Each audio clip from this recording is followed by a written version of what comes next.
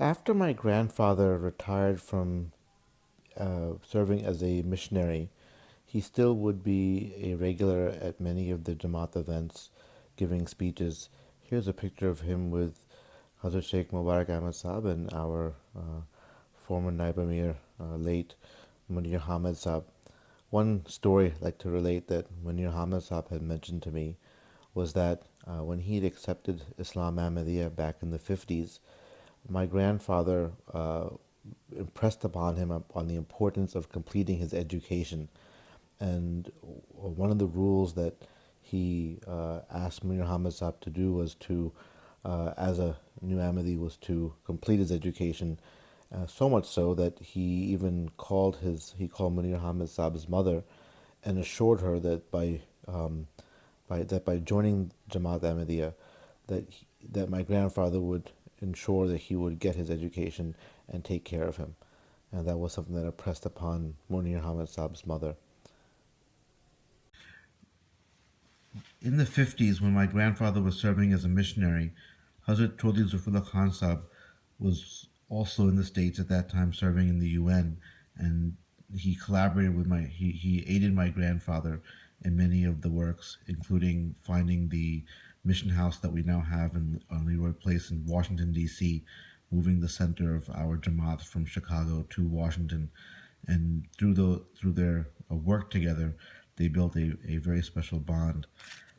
Here you can see all of the letters that Hazrat Chaudhry Sahib wrote to my grandfather over the many years. There's, I would say, a good close to almost be over 50 letters at least that we have here, all signed by Chaudhry Zulfullah Khan Sahib, from spanning over 40 years that they built up this deep relationship.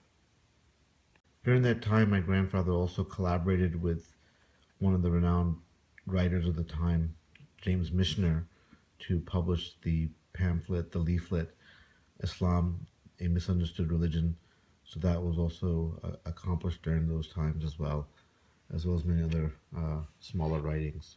Some of the published contributions to the Jamaat literature, his father was the missionary, is this one book in Urdu, Ibrath Nak and Jam, which is about the tragedy of John Alexander Dowie. He also was the editor of the Muslim Sunrise for several years, and here's one of the compilations that we have that shows that's a compilation of the different issues that were published under his editorship in the late 40s. He continued that on through the 50s as well.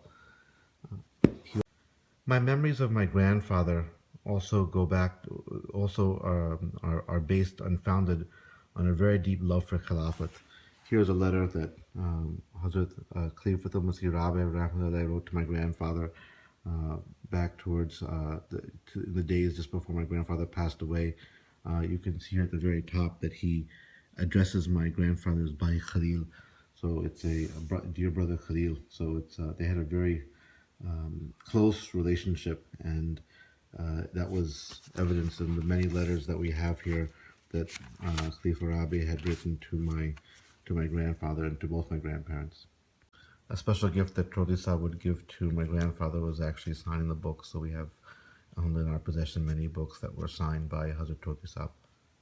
While my grandfather was serving as a Mubalig here in the United States, here's just a glimpse of some of the instructions that were given to him by Hazrat Muslim Anhu. Here you could see that he mentioned my grandfather as giving him the responsibility to translate al-Wasiyat into English, and this is documented in our literature.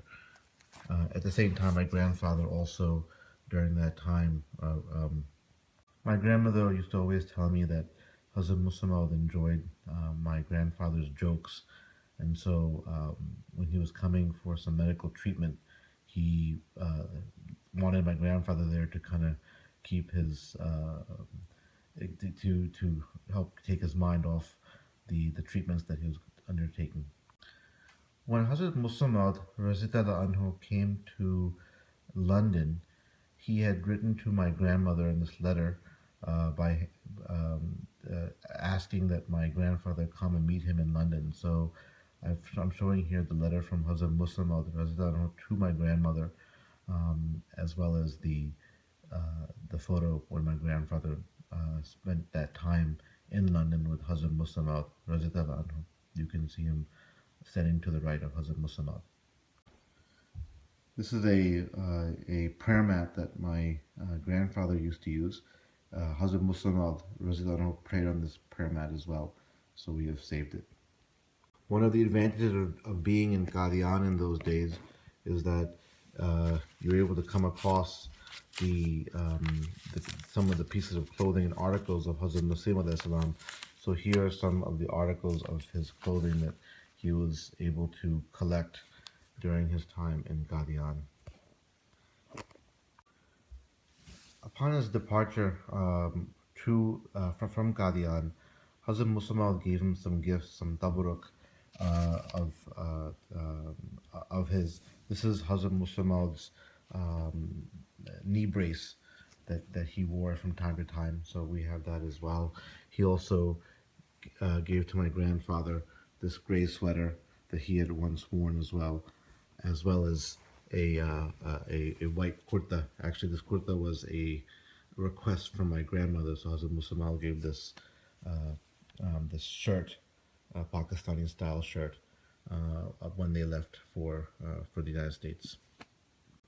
In the 1940s, my grandfather was then commissioned by Hazrat Muslim to go and assist Sufi Muti Rahman Bengali Sahib in the United States as the Mubalig. He later on became the Mubalig in charge of the U.S.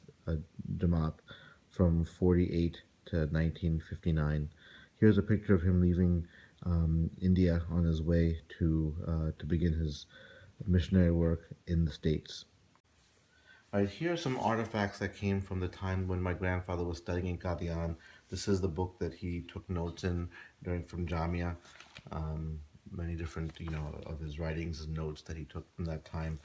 During the time while he was in Jamia, Majlis Qudam Ahmadiyya was also in its early stages, and he served on the Amla, National Amla, in many different positions for Majlis Qudam Ahmadiyya. Here's a photo from 1945-46 where he is serving as Motam Tabligh.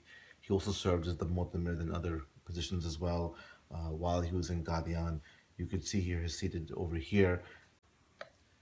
Hazrat Muslim took special care in arranging the marriage of my grandfather as well.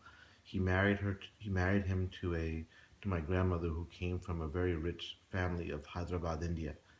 He was so pleased with her sacrifice to marry my grandfather, who came from very limited means, that he took special care in the arrangement of the wedding.